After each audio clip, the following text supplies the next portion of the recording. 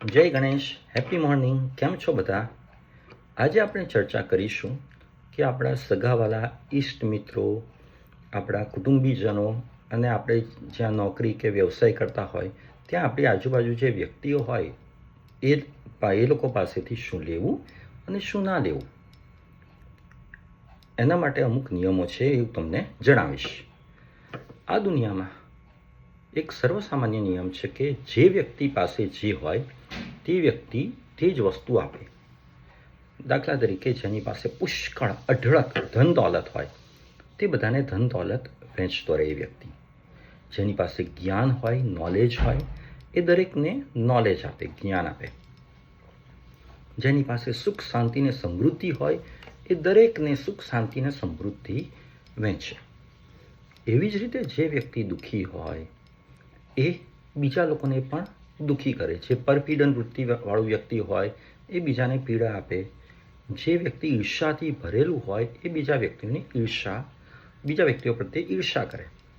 હવે આપણી ઉપર છે કે આપણે દુઃખી થવું કે ના થવું. એ વ્યક્તિએ જે ઈર્ષા કરી એની અસર આપણી પર થાય કે ના થાય. એક સામાન્ય એક્ઝામ્પલ આપું તમને કે કોઈ આપણને ગિફ્ટ આપે પણ આપણે ના સ્વીકારવી હોય તો આપણે ગિફ્ટ આપનારને પાછી પરત કરીએ છીએ. આપણે ત્યાં કોઈ પાર્સલ કે કુરિયર કે કોઈ પોસ્ટ આવી હોય પણ એ આપણા કામની ના હોય તો આપણે એને પરત કરીએ છીએ અને એ જેણે મોકલ્યું હોય એના એડ્રેસ પર એ પાછી જતી રહે છે.